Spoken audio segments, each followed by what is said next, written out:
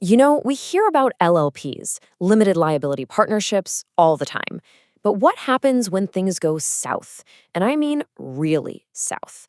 We're not talking about a simple disagreement between partners. We're talking about a situation so serious that the central government itself has to step in. Today, we're going to pull back the curtain on one of the biggest tools in corporate law, the government's power to launch a full-scale investigation into an LLP.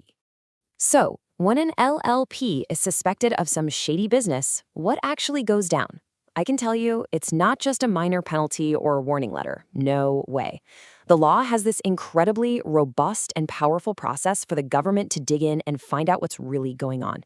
And that's exactly what we're going to unpack today, step by step. All right, here's our game plan for this explainer. First, we'll look at the spark, what actually kicks off an investigation. Then we'll meet the investigator, the person in charge. After that, we'll check out their toolkit, all the powers they have, and we'll wrap up with the verdict, which is the final report. Okay, first things first, let's talk about that spark. These investigations don't just happen out of the blue. The LLP Act is super specific about what needs to happen for the government to even think about stepping in. These are the official triggers that can get the whole ball rolling. So, there are basically 3 ways this can all start. First, it can come from the inside. If at least a fifth of the partners get together, provide some solid evidence, and say, hey, something's not right here, they can apply for an investigation. Second, believe it or not, the LLP can actually ask for one on itself. But the third one, that's the big one. That's when the central government, on its own, decides, something smells fishy here, we need to take a closer look. So what kind of red flags are we talking about here? Well, these are the really serious ones. We're talking about things like, say, the LLP is actively trying to defraud its creditors or partners. Or maybe it was set up for a totally fraudulent or illegal reason from the get-go. It could even be that the business is being run in a way that's just plain oppressive to some of the partners. Heck, even just consistently ignoring the rules in the LLP Act or getting a bad report from the registrar, any of that can be enough to light the fuse. All right, so the government has decided to investigate. Now what? They don't just send in a team from a random department. Nope, they appoint a specialist. Think of this person as a kind of corporate detective. This inspector is the one who leads the charge, and their entire job is to dig deep and find out what's really going on. And the law is crystal clear about who this inspector is. It's an individual appointed by the central government with one single mission: investigate the LLP and report back what they find. It's all about getting the facts, plain and simple. Now, this next part is super important. An inspector has to be a person, an actual individual. The law is very strict about this. A company, a firm, any kind of association, they can't be an inspector. And that's totally on purpose, right? It puts all the responsibility on one person's shoulders. You have a single, accountable human being in charge, not some anonymous committee. Okay, now for the really juicy part. What can this inspector actually do? To find the truth, they need more than just good intentions. They are armed with a whole toolkit of serious legal powers that lets them get right into the nuts and bolts of the LLP and demand some real answers. And this toolkit is packed. First off, the inspector can demand to see pretty much any books or papers they think are relevant. They can also call in partners, designated partners, employees, anyone really, and question them under oath. Think about that. What you say isn't just a chat, it's legally binding testimony. And get this, if they get the government's okay, they can even start looking into other related companies. The investigation can really spread its wings. And yeah, we're not just talking about paperwork here. The law says the inspector can require people to appear before them personally. That's huge. You can't just dodge it with an email. You have to physically show up and face the music. That alone tells you how serious this whole process is. Now, that idea of investigating related companies, that's a pretty big deal, so there are some checks and balances in place. The inspector can't just go on a fishing expedition. They have to show that looking into this other company is actually relevant to the main investigation. Then the government has to give its stamp of approval. But here's the cool part. The other company gets a say. They have a chance to explain why they shouldn't be investigated. It's a nice little safeguard to make sure this power isn't abused. Okay, so the inspector has all these powers. But what if people start trying to cover their tracks? What if the inspector gets a hunch that someone's about to shred a bunch of important documents or hide the evidence? That's a real possibility, right? Well, the law has a very, very powerful answer for that. So if the inspector thinks evidence is in danger of disappearing, they can't just go full-on raid mode and kick down the door. There's a proper legal channel. They have to go to a judicial magistrate and make a case for why they need to seize things. If the magistrate agrees, they issue an order. And only with that official order can the inspector go in, search the place, and grab the documents they need. It's a massive power, but it's crucial for stopping a cover-up in its tracks. All right, so the interviews are done, the documents are all collected and analyzed. What's next? Well, we're now at the finish line of the investigation, and it all comes down to one thing: the inspector's final report. So what exactly is this report? Think of it as the official summary of everything. It's the final, detailed account of the entire investigation, and it goes straight to the central government. This isn't just the inspector's opinion either. It's a fact-based document outlining everything they found. And it's a big deal because this report is what any future legal action will be based on. And you know what's interesting? The whole reporting process is pretty open. For starters, the inspector can give interim reports along the way just to keep the government in the loop. Then, at the very end, comes the final report. A copy of that goes to the LLP that was under investigation, and this is key, anyone else can request a copy too. So the findings don't just get buried in some government file cabinet. They're out there for people to see. Today, we're diving into a really important question in the world of business law. What actually happens when a limited liability partnership, or LLP, gets into serious trouble or just stops existing? We're going to break down how they're held accountable, everything from prosecution to dissolving the company, all according to the LLP Act of 2008. So, let's get right to it. What are the real consequences when an LLP is caught doing something wrong or when it just becomes inactive? We're talking about government investigations, legal battles, and the official process for shutting things down for good. Let's dig into how this whole process gets started. You know, almost every major action we're about to discuss kicks off from the very same starting point: an official investigation that results in something called an inspector's report. You should think of this report as the official trigger. It's what sets everything else in motion. So what exactly is this report? Well, essentially, the central government will appoint an inspector to do a deep dive into an LLP's business. After they've finished their investigation, they submit this final official document. It's got all of their findings, and it becomes the bedrock for any legal action that might follow. And here's the part that gives this report its real power. Section 54 of the LLP Act makes it legally admissible as evidence in court. That means the findings aren't just suggestions or opinions, they can be used directly to build a case. This makes it an incredibly powerful tool for holding LLPs accountable.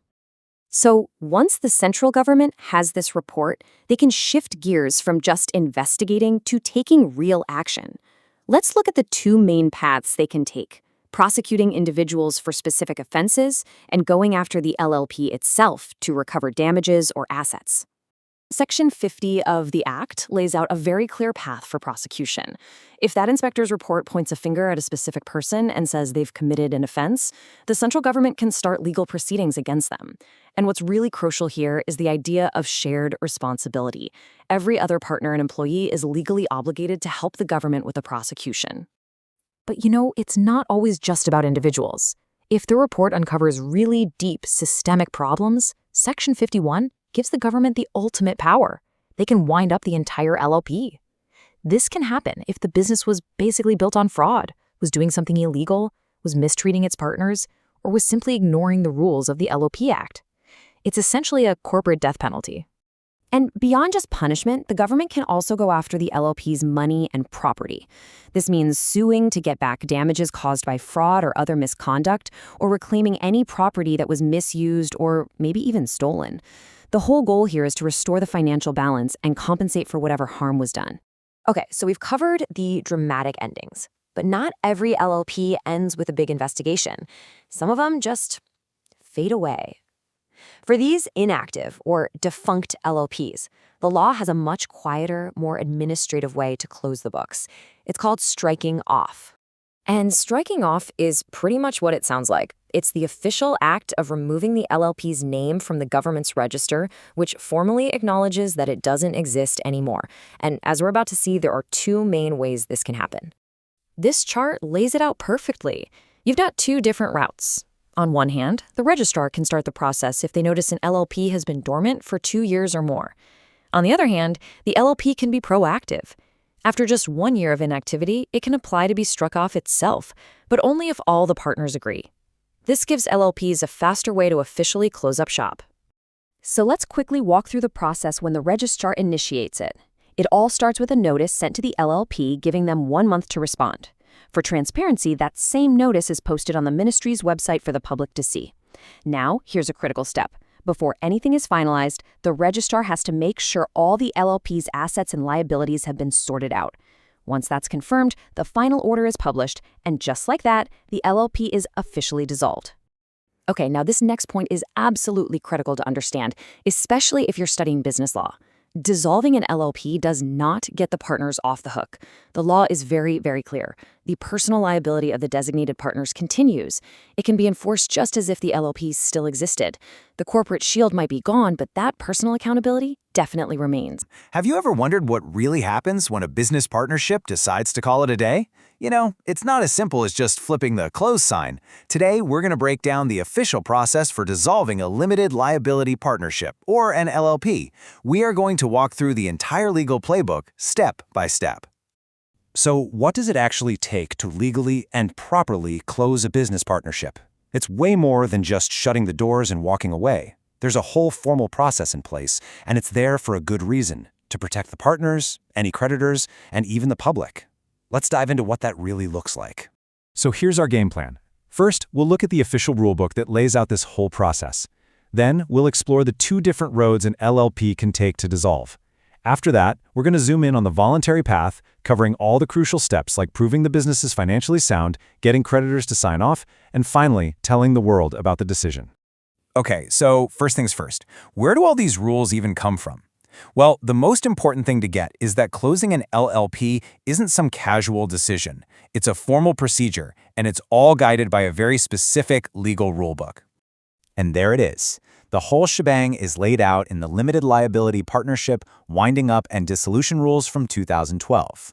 You can think of this as the master guide for the entire process. Its whole purpose is to make sure everything is done correctly and fairly, protecting everyone who has a stake in the business, from the partners themselves to anyone they might owe money to. Right. Now, when it comes to actually dissolving an LLP, there isn't just one way to do it. The law basically gives you a fork in the road, offering 2 completely different ways to wind things up.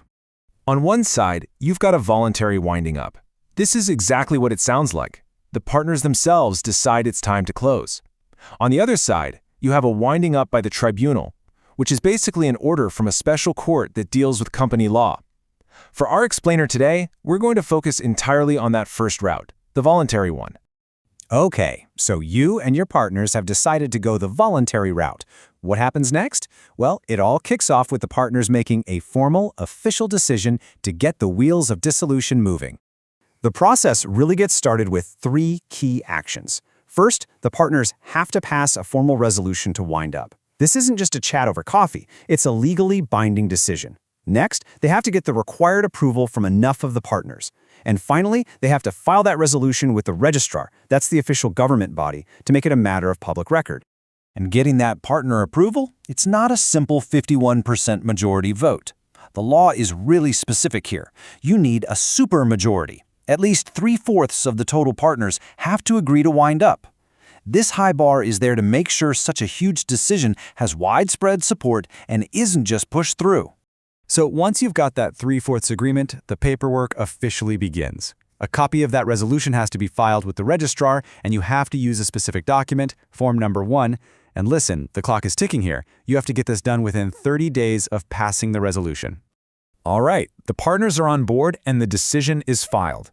Now, the focus shifts a little bit. Before an LLP can actually dissolve, it has to prove that it's in good financial shape. This next step is all about being transparent and responsible. This is done through something called a declaration of solvency. It's a formal statement backed up by an affidavit, which is like a written oath, where the partners legally swear to one of 2 things. Either the LLP has 0 debt, or it can pay off every single one of its debts in full within 1 year. This is a super important step to stop businesses from dissolving just to dodge their financial obligations. Now, there are a few key rules for this declaration. It has to be made by at least 2 of the designated partners who are legally responsible for this stuff. And the timing here is absolutely critical. It has to be delivered to the registrar before the resolution to wind up is even passed. It also needs to come with a full statement of assets and liabilities, and if the LLP has any assets, a professional valuation report is required too. Now, what if the LLP owes money? Well, in that case, the partners aren't the only ones who get a say in this.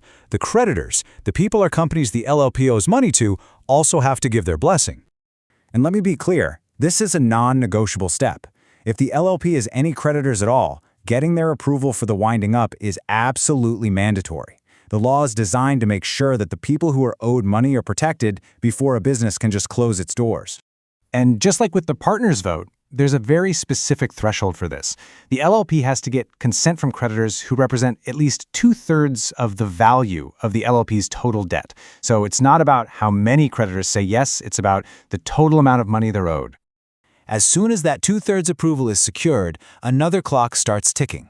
The LLP has 14 days to file an application with the tribunal, and it has 15 days to officially notify the registrar about what the creditors decided, and this time it's done using Form Number 5. Okay, so the partners have agreed and the creditors have agreed. There's just one last major step in this first phase of the process. You've got to make the whole thing public. To make sure everything is out in the open, the LLP is legally required to publish a notice of the resolution. It has to be advertised in a newspaper that circulates in the local district of the LLP's main office, and it has to be done within 14 days of getting that creditor approval. This serves as a formal public announcement that the LLP is in the process of winding down. So, that was a lot of information. Let's do a quick recap of the biggest takeaways. First, dissolving an LLP isn't casual. It's a formal process that follows strict rules. Second, remember there are 2 paths, voluntary or ordered by the tribunal. Third, those key numbers are crucial, 3/4 of partners and 2/3 of the debt value from creditors. And finally, all the declarations, forms, and deadlines, they are absolutely non-negotiable.